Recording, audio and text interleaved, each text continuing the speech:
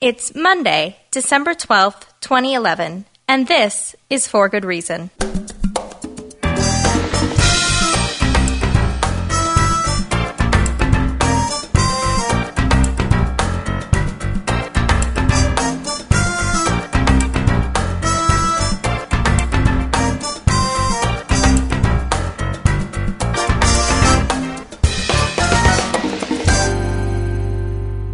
Welcome to For Good Reason. I'm DJ Grothe. For Good Reason is the radio show and the podcast produced in association with the James Randi Educational Foundation, an international nonprofit whose mission is to advance critical thinking about the paranormal, about pseudoscience, and about the supernatural.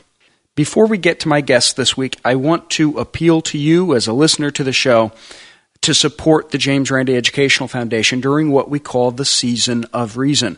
Over half of our annual donations come in during this end-year period, and we simply couldn't continue having the impact we've had without that kind of support. Last year's Season of Reason helped us do some important things. Promoting skepticism in the media, we were in the New York Times, LA Times, NPR, ABC News, AOL News, all over the place. We did our psychic test on ABC's primetime Nightline Beyond Belief program. This is the first time psychics have ever been tested for our $1 Million Challenge on national TV. 4.5 million people tuned in to watch. We put out the first of our new JREF in the Classroom curriculum modules for school teachers. Those are free for educators. We published books for the iPad, Kindle, and Nook, including a number of James Randi's titles. We put out some of the first free Skeptic smartphone apps for the iPad, iPhone, iPod, for Android devices. And of course we did TAM, the amazing meeting, attracting more than 1,670 supporters of science and critical thinking to our 4-day celebration of skepticism in Las Vegas. We expanded our field efforts, doing a number of regional workshops on skepticism. We added to our staff. We have an outreach staffer. We provided training and free organizing materials to dozens of local skeptics groups. We gave out scholarships to students who focus on skepticism in their academic fields, and we awarded grants to teachers who bring skepticism into their classrooms through innovative programs we hope to export to other classrooms. We sponsored the 1023 Anti-Homeopathy campaign in the United States. This is developed by the Merseyside Skeptics in the UK, and we gave out organizing and training resources to dozens of local skeptics groups to take part in that anti-homeopathy action. We coordinated lectures by James Randi, speaking tours really around the world, including a 9-city tour of Canada, talks throughout Norway and Spain, several appearances in the United States, including Colorado just last week. And we expanded the impact of our $1 Million Challenge by making it easier than ever to apply. And we've issued public challenges to manufacturers of quack medicine, as well as to celebrity psychics like James Van Praagh and Alison Dubois. The point is, we are doing a lot to advance skepticism and critical thinking out there, but we need your help to keep going. So I'm asking you to support our Season of Reason campaign today. You can do so at randi.org. My guest this week is AJ Mass. He is a professional fantasy sports analyst for ESPN.com, and he's written a book, if you can imagine this, on fantasy sports and skepticism, among other things. His book is How Fantasy Sports Explains the World. AJ Mass, welcome to For Good Reason. Oh, thank you for having me on, DJ. It's a pleasure.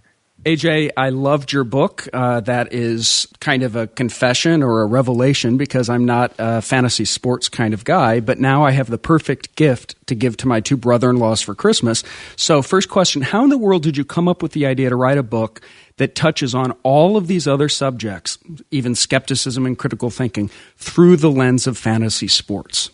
Well, I'm very lucky to have a job doing something that I enjoy, and I've been a sports fan since I was a little kid. And luckily enough, I work for ESPN, and I write about fantasy sports.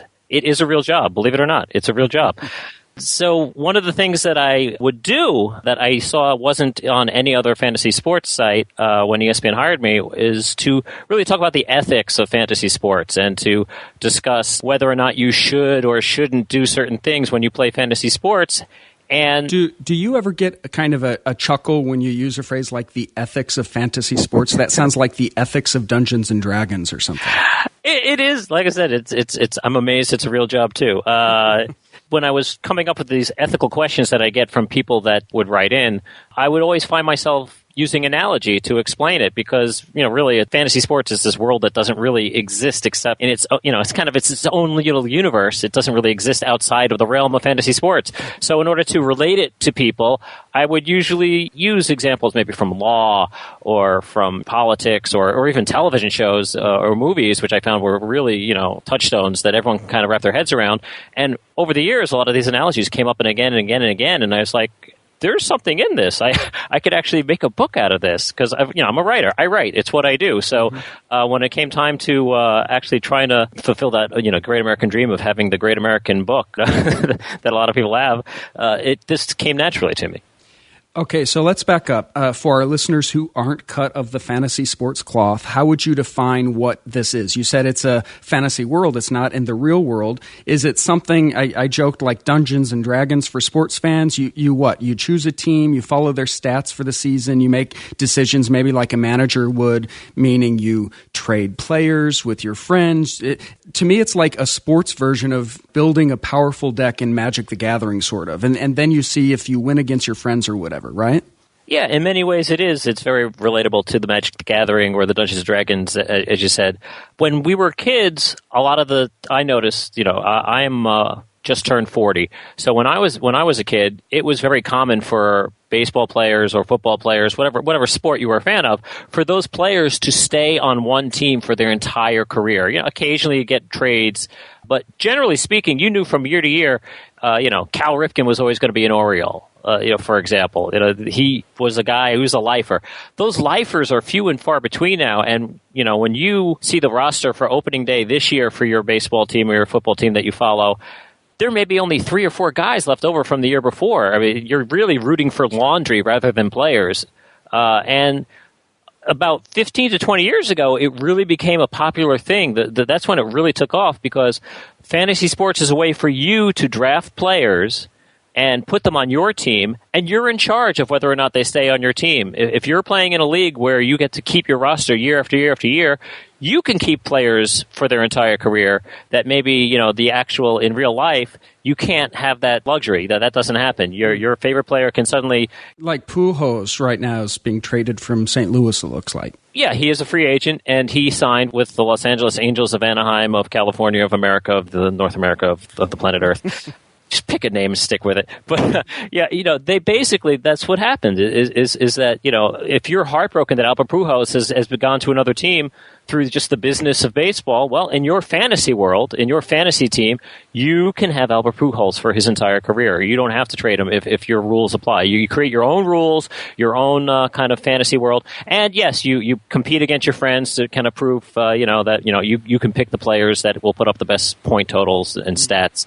Yeah, at the end of the year, you have a winner. Some leagues play for bragging rights. There are some leagues that play for cash prizes. Right. I was going to ask you about that. There are whole magazines set up for this. A lot of books published on it. There are leagues where there are, I guess, prizes or there's actually money involved. Right. It's like $1 billion industry almost. Where does all that money come from, or is it just players ponying up in leagues? You don't think of Dungeons and Dragons or Magic the Gathering as making the people playing the games these big fortunes.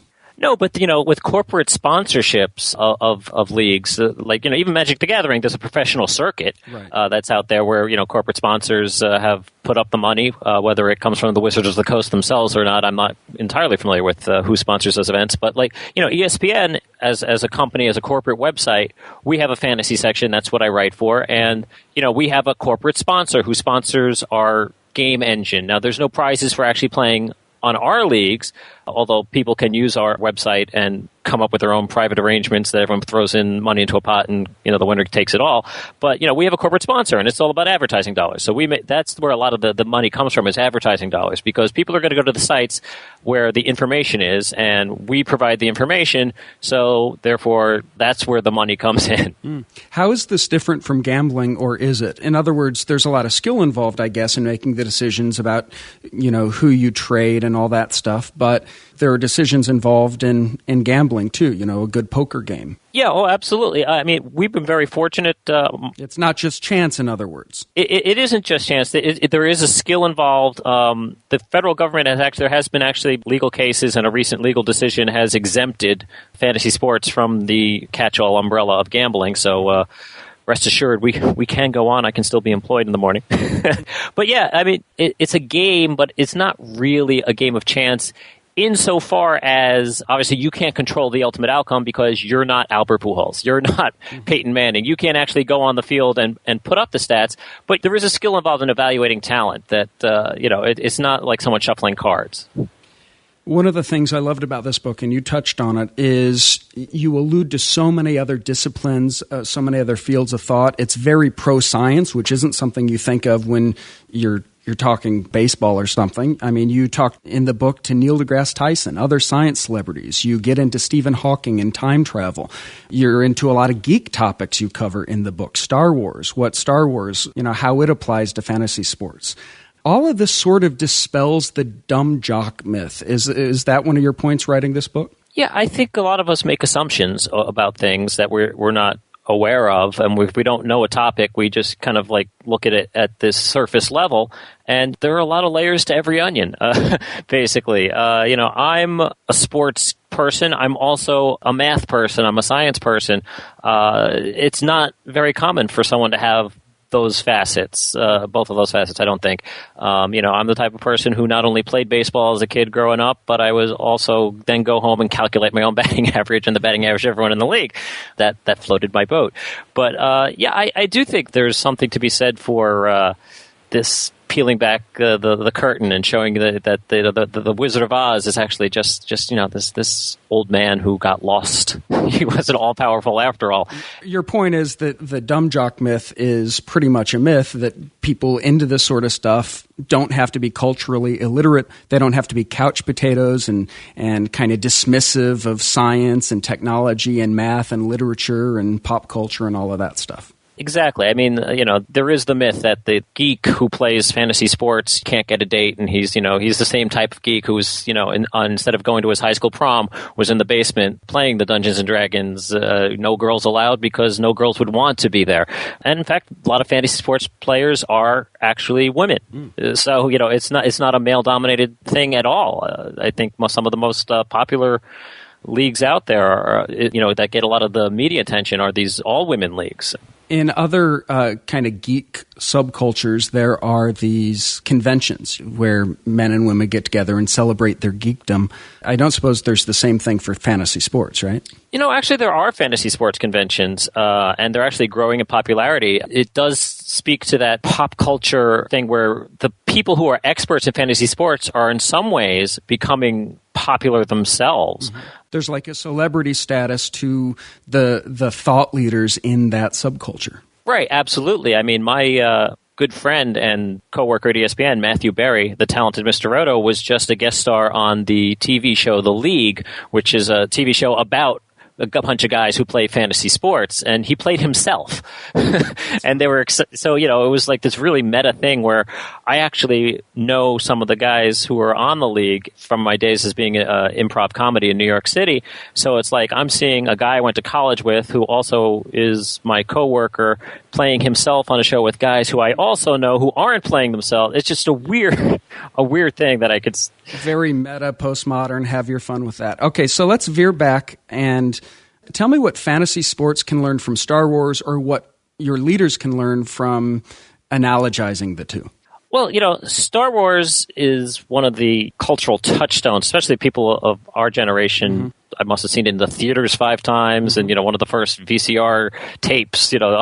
George Lucas better release that Star Wars. It's like, who doesn't know those characters in that story? And basically, Darth Vader is one of the most amazing villains of all time, created for motion pictures. And Darth Vader lost for one reason, and one reason alone, is that Darth Vader was cocky. Darth Vader didn't think he could lose. And that kind of goes to a lot of people who are in fantasy sports leagues whose teams are in first place, who are leading.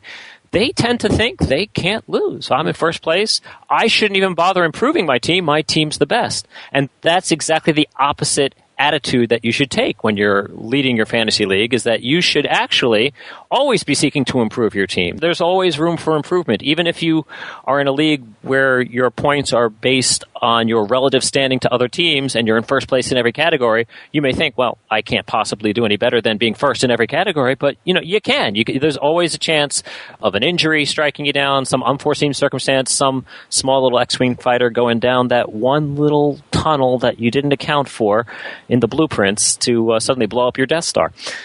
And your exploration of hubris, by analogy to Star Wars here, you let it be practical application of wisdom to people's lives, not just their fantasy sports leagues.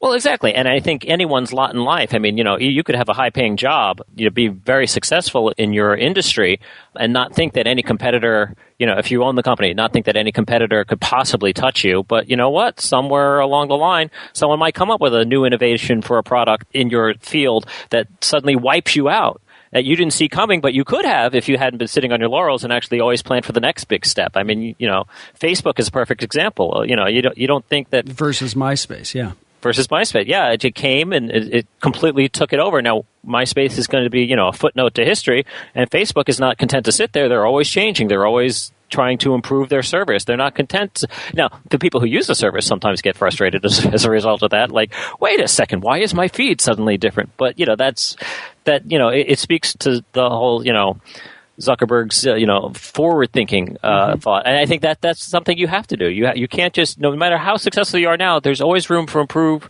your where you stand in relation to everyone else, and just from a personal growth standpoint. I mean, inertia is death to people's progress. You have to always be seeking to educate yourself and learn more. I know you'd probably hate this characterization, but the book reads to me in some places, and I think this is a good thing, as a sort of self-help book, using fantasy sports to improve your life in a way.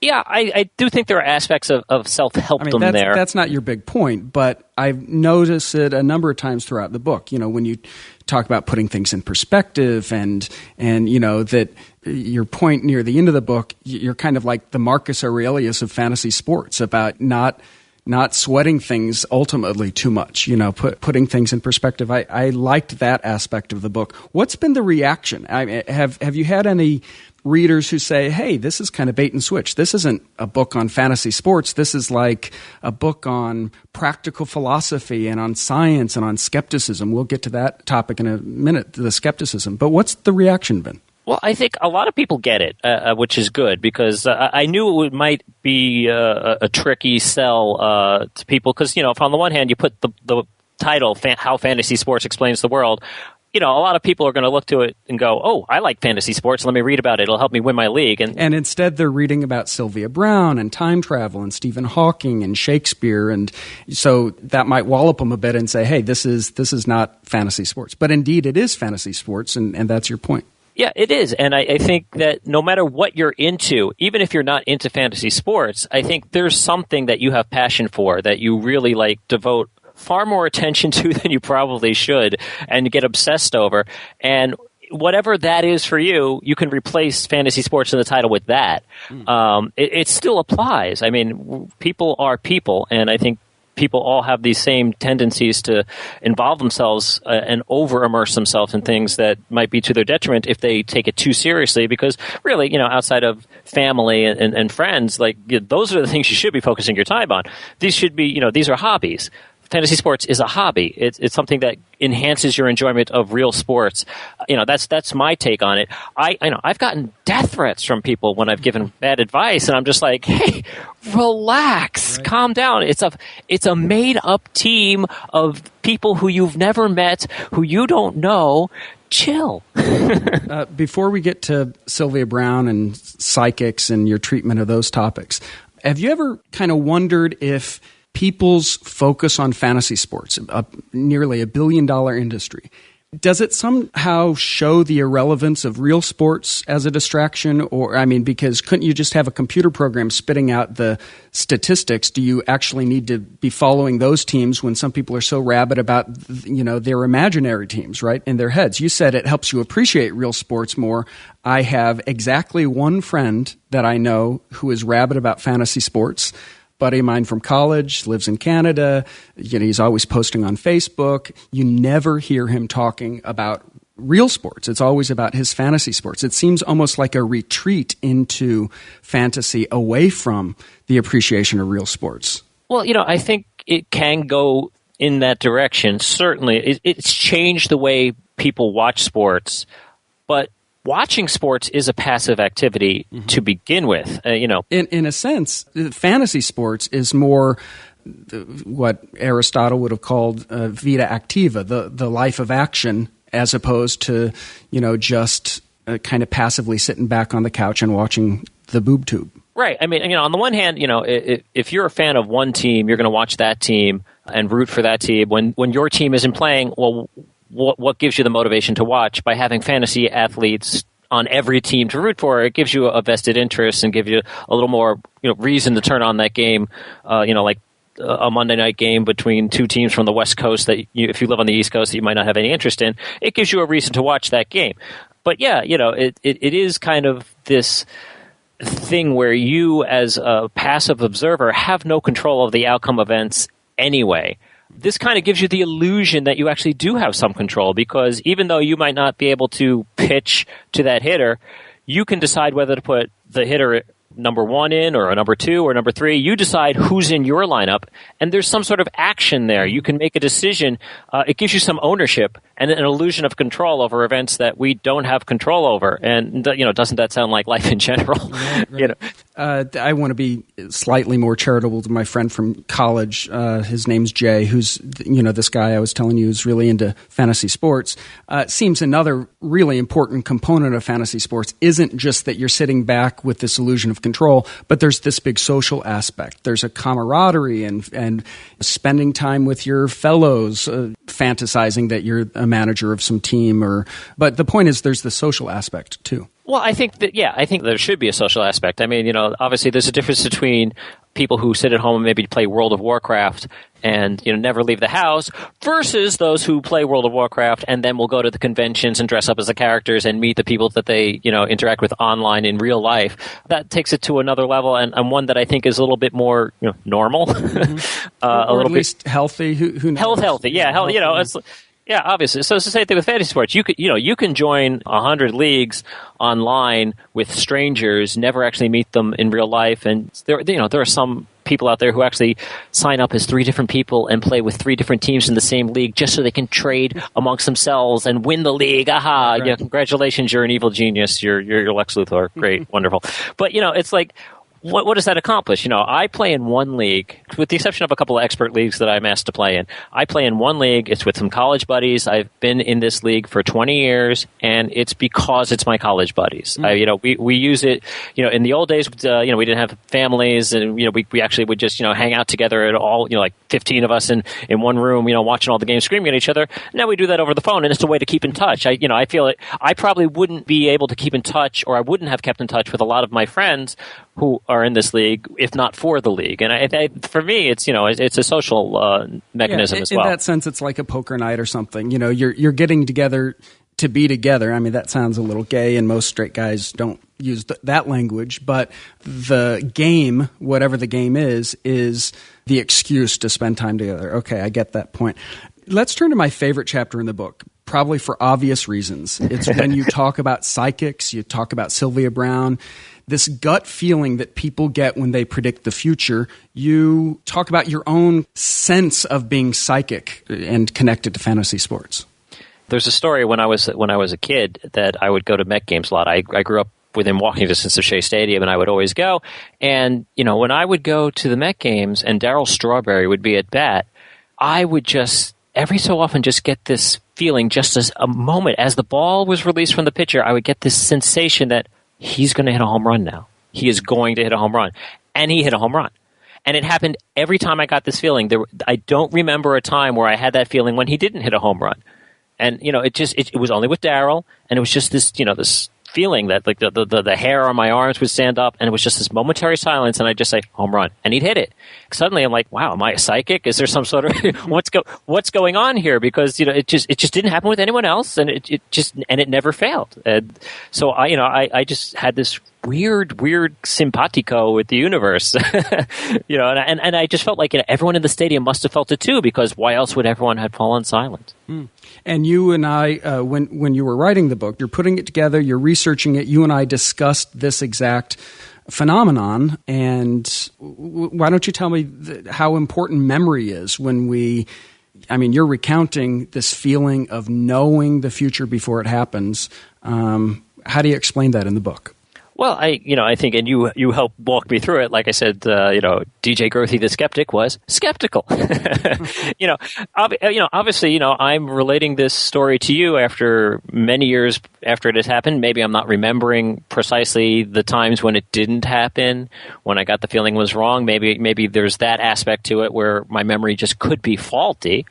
And, quite frankly, Darryl Strawberry was a very good hitter. He hit a lot of home runs. I didn't get this feeling for a guy who's hitting $180 and hit 10 home runs in his career, and it happened to the 10 times he hit a home run. Darryl hit a lot of home runs.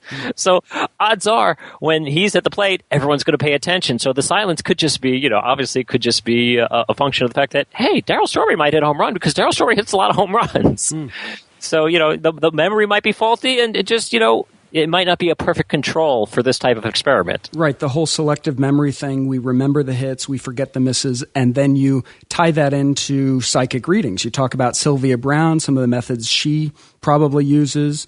You recount some of her astonishing failures, and you connect all of that to fantasy sports. Yeah, because as a fantasy sports expert, I call myself an anti-psychic.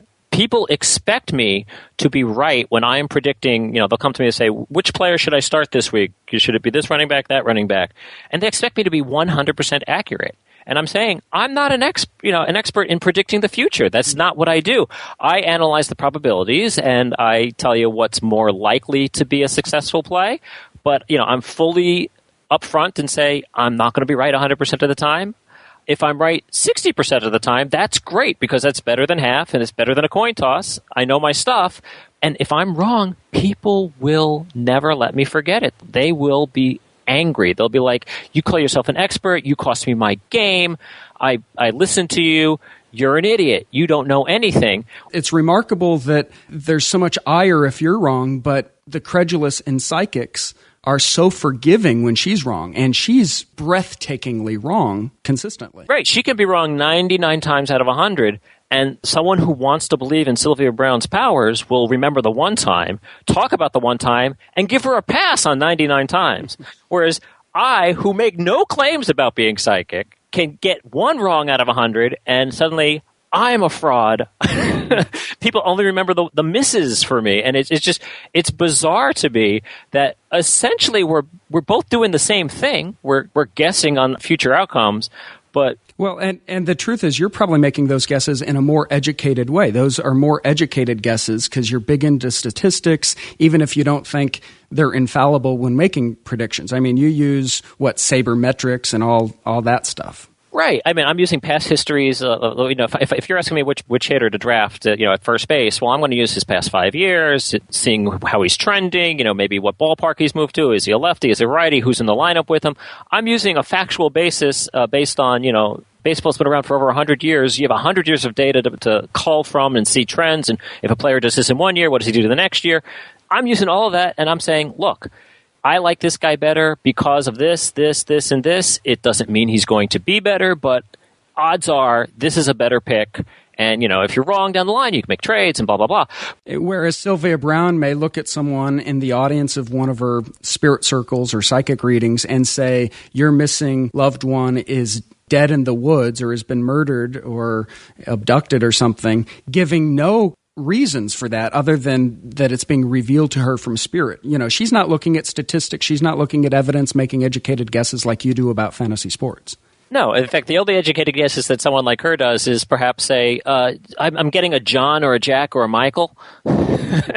And well, yeah, you know what? A lot of Americans have family members or friends with those names. So, yeah, I guess she is using some sort of historical data there. Right. In this book, you actually explain to your fantasy sports geeks, and I love that somehow it's in this sports book, you explain the difference between cold reading and hot reading, and you really reveal the methods of these celebrity psychics. Yeah, I've watched the celebrity psychics and the ghost hunters out there, and I'm fascinated by the subject. I've always been fascinated by the subject. I had an experience when I was very, very young that could be considered paranormal and spooky, and basically, I when I was like 8 or 9 years old, when my grandfather died, and I remember being at home. And I was sitting down. I remember exactly where I was. I was working on a jigsaw puzzle, and the phone rang.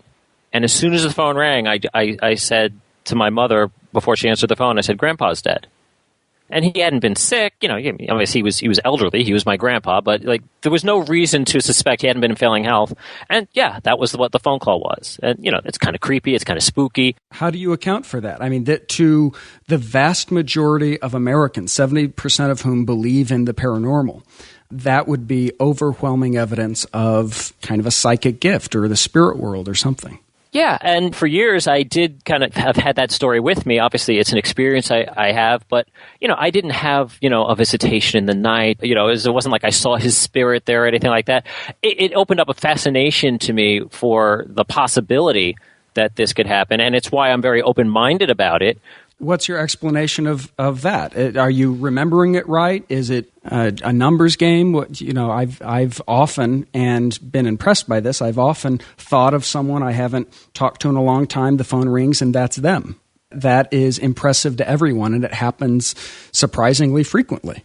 Right, and something like that, or you're humming a song in the shower, and all of a sudden you turn on the radio and there it is. I don't know what the explanation is. I can say, firmly, obviously it's a pretty big prediction to say, hey, that's Grandpa, someone on the phone telling us Grandpa's dead. Obviously that's a big prediction. That isn't just, hey, it's Grandpa, because Grandpa calls all the time. So obviously there's a little higher stakes there. I don't have an explanation for it, but things happen that we don't have explanations for. I'm okay with that. I've had bad feelings throughout my life that, oh, you know what, I better call my dad. I think he's not feeling well. And he was fine. It's just, this is one time where I happen to be right. I can't explain it because I can't get back into the head of that 8-year-old and know what I was thinking at that time. But this is one time you had a kind of bad feeling and it turned out being right. Right. I travel a lot for work and I give these talks and I enjoy myself out there. And my mom has called me just a number of times over the past few years and said, I had a bad feeling. Is everything all right? And I report to her, not too smugly, but yes, Mom, everything is just fine. Everything is just fine. So that was a hit that you remember, it sounds like. Yeah, it's a hit. Unfortunate hit, the loss of your grandfather. Well, obviously, it was a very unfortunate hit. I don't know what made me say that. So because I don't remember what made me say it, I remember the incident, but I don't remember, the reasons for it. So I can't, I don't believe I'm psychic by any means. It's just one of those things that happen. That's kind of I chalk it up to that. I love that in the book you actually teach a mind reading trick, courtesy of someone whom we both know, the New York mind reader Mark Salem. Ah, yes, Mark Salem. I didn't know you knew him. Yes, he's. I actually worked with Mark Salem a long time ago. I had a very short-lived office job at an office he was working at, and he came up to me one day and he was like, hey, can I show you a trick? Because Mark Salem is a very talented mentalist. And one of the things I still don't know how I know there's a trick involved, but he can put his hand over any wristwatch and get the time to change to whatever he wants. I still don't know how he does that, but he wouldn't show me that secret. Incredibly talented performer. Now, you teach, or he teaches in your book, how to read minds, at least in one example. Yeah, he does this little trick where he says, "All right, I want you to be very calm and just want you to open up your mind. He's like, I want you to think very carefully of a foreign country anywhere, maybe in Europe, maybe wherever, a foreign country that starts with the letter D. Just don't tell me what it is. Think of that, and when you think of that country now, I want you to take the second letter of that country." Whatever it is, and now don't forget what it is. I want you to think that second letter. I want you to think of an animal that starts with that letter, the second letter of the country. All right? Don't forget it, okay? All right. Maybe an animal that you've seen in a zoo.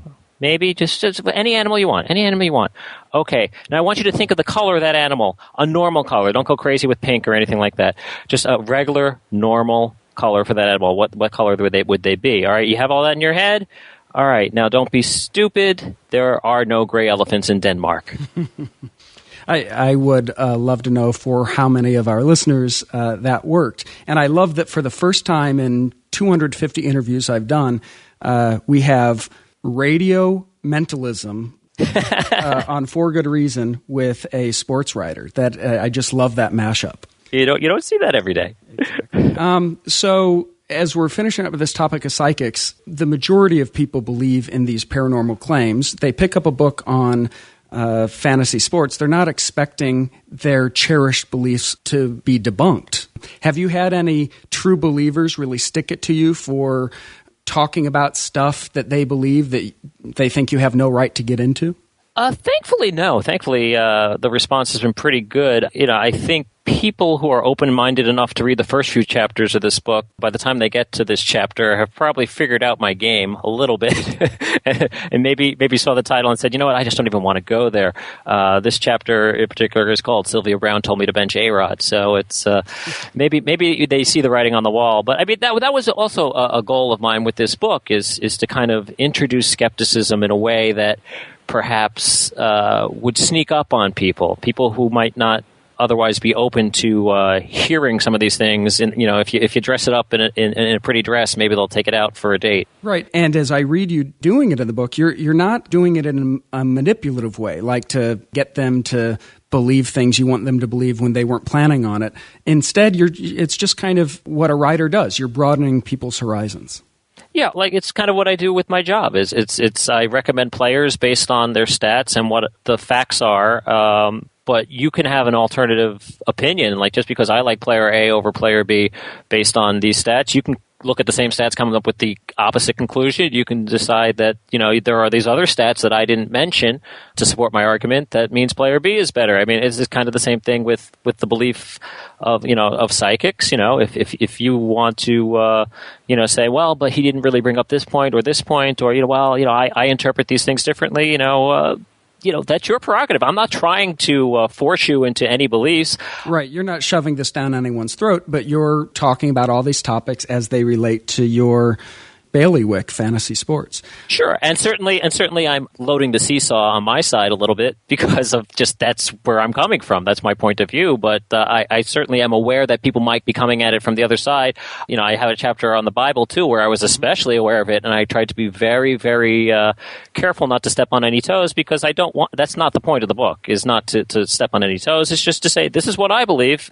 Take it if you will. Tell me the connection that you get into between pareidolia and fantasy sports. Pareidolia, this powerful mechanism of the brain to make sense out of noise. What's that have to do with fantasy sports? Well, I mean, that's one of the main things that people do when we're dealing with fantasy sports, especially fantasy baseball, because baseball is a game that's played on a daily basis.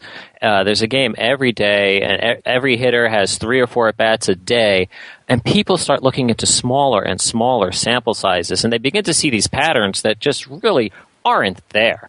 People will say to me, like, should I bench David Wright this game because he's facing Cole Hamels, and the last 3 times he faced the Phillies at night, he went 0 for 7. So, that means he's really not very good against this type of pitcher at this time of day. And it's just like, well, we can't thin slice it that much. I mean, you're looking for a pattern that really doesn't exist. Yes, it's possible that a baseball player might be better against left-handed pitching or right-handed pitching based on much bigger sample sizes. But when you start thin slicing it that much, you're looking for patterns that simply aren't there.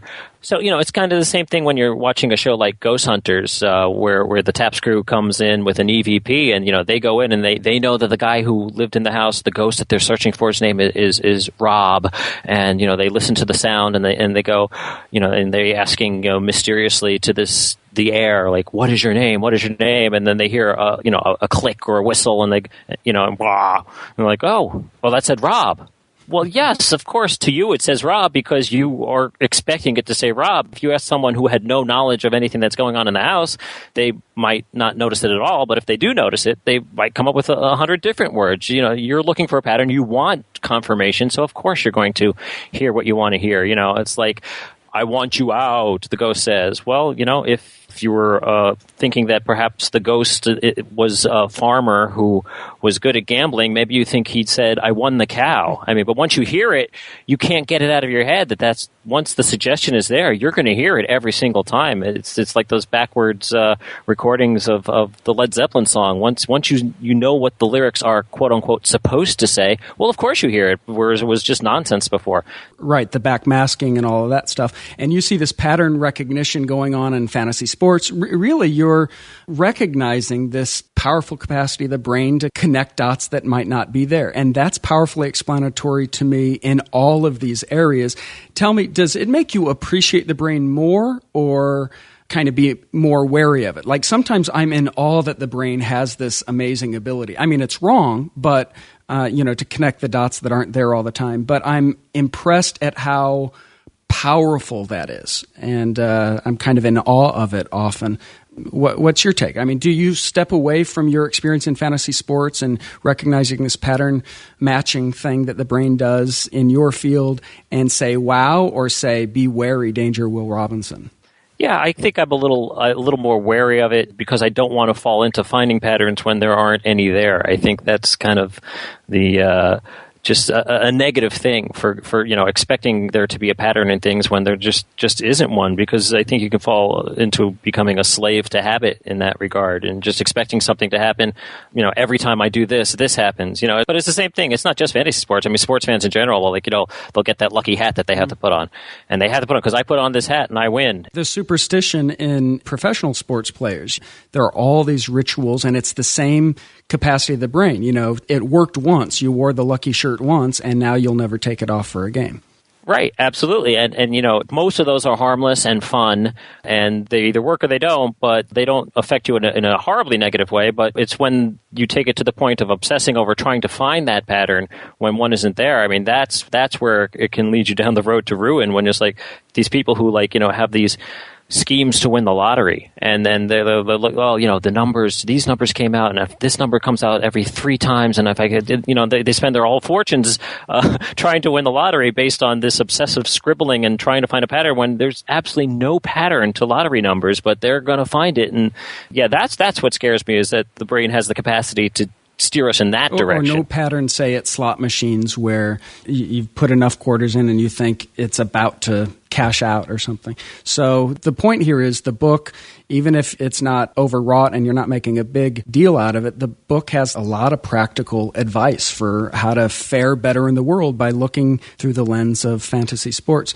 Probably my favorite point in the book is when you tell us how fantasy sports can teach us how to feel. Yeah, I was very fortunate to have gotten a hold of one of the members of the West Memphis Three while they were still on death row.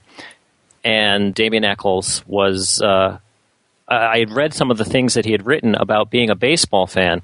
And, it just struck me that here's somebody who is on death row for crimes that the state had very little evidence to basically no evidence that tied him to the murder of 3 boys, and he's on death row. And the only thing that's preventing him from being executed is the fact that there are people out there who don't really have a stake in the case other than they believe that he's innocent, and they are trying their hardest to get him out, to vindicate him. And he has no control over his own fate. And the connection there between, you have no control over how your fantasy team does, and yet you get so matter of life and death over it. Oh, my team has to win. Oh, and you live and die with it. Here's someone who's actually living and dying based on the fact that he hopes that someone who has no real stake in it is going to invest their time and try and get him off. As I said, you're sort of the Marcus Aurelius of fantasy sports. AJ, I really appreciated the discussion. It was fun, and I love how you're preaching the gospel, so to speak, of skepticism to new audiences through this exploration of fantasy sports and thinking, and so I really appreciated the discussion. Well, I appreciate you having me on, and of course, I want to thank you for taking part in the book. That was very kind of you to lend of your time in that way as well, and hopefully people out there will be able to check it out. It's a great gift for the sports fan and not sports fan alike. I'm telling you, this is the book I'm giving my brothers-in-law for Christmas.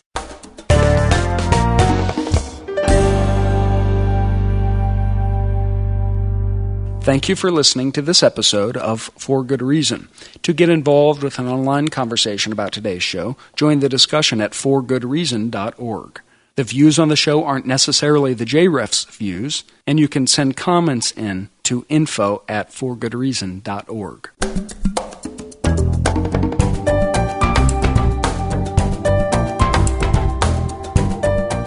The show's produced by Thomas Donnelly and Brian Thompson, and it's recorded from Los Angeles, California. Our music is composed for us by Emmy Award-winning Gary Stockdale. Carrie Poppy contributed to today's show. I'm your host, DJ Grothe.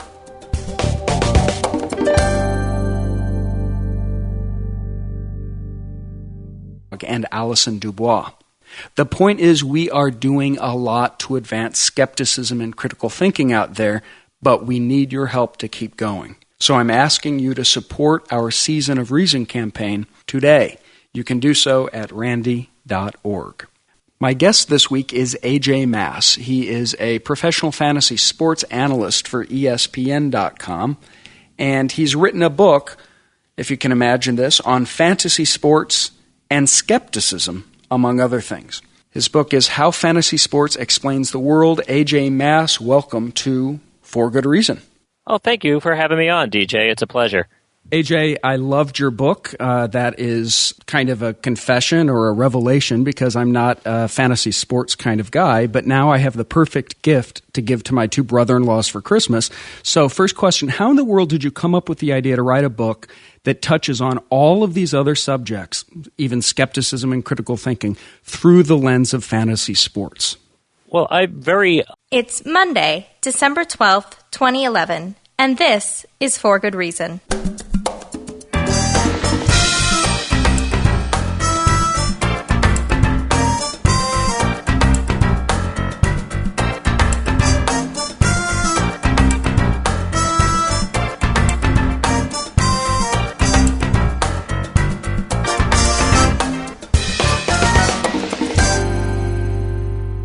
Welcome to For Good Reason. I'm DJ Grothe. For Good Reason is the radio show and the podcast produced in association with the James Randi Educational Foundation, an international nonprofit whose mission is to advance critical thinking about the paranormal, about pseudoscience, and about the supernatural.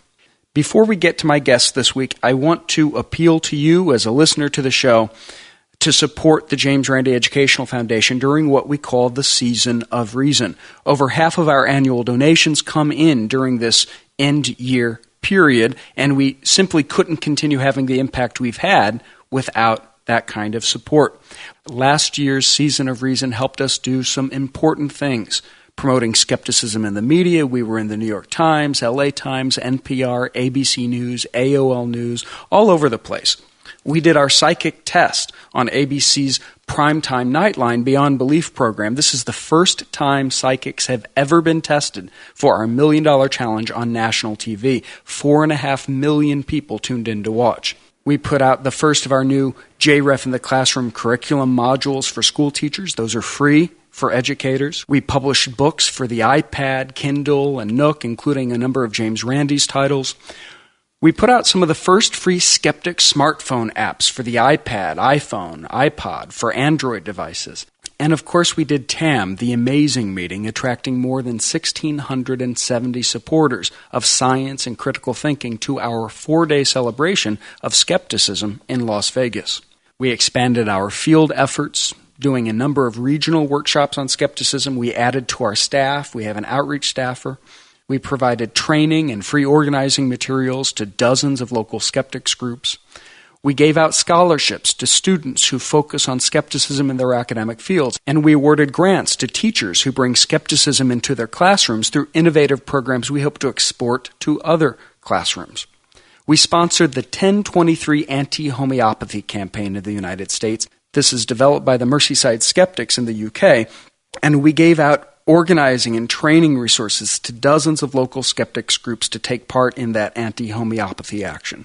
We coordinated lectures by James Randi, speaking tours really around the world, including a 9-city tour of Canada, talks throughout Norway and Spain, several appearances in the United States, including Colorado just last week. And we expanded the impact of our $1 million challenge by making it easier than ever to apply. And we've issued public challenges to manufacturers of quack medicine as well as to celebrity psychics like James Van Praagh. Lucky to have a job doing something that I enjoy. And I've been a sports fan since I was a little kid. And luckily enough, I work for ESPN and I write about fantasy sports. It is a real job, believe it or not. It's a real job. So one of the things that I would do that I saw wasn't on any other fantasy sports site when ESPN hired me is to really talk about the ethics of fantasy sports and to discuss whether or not you should or shouldn't do certain things when you play fantasy sports. And do you ever get a kind of a chuckle when you use a phrase like the ethics of fantasy sports? That sounds like the ethics of Dungeons and Dragons or something. It is, like I said, it's. I'm amazed it's a real job too. When I was coming up with these ethical questions that I get from people that would write in, I would always find myself using analogy to explain it because, really fantasy sports is this world that doesn't really exist except in its, it's kind of its own little universe. It doesn't really exist outside of the realm of fantasy sports. So in order to relate it to people, I would usually use examples maybe from law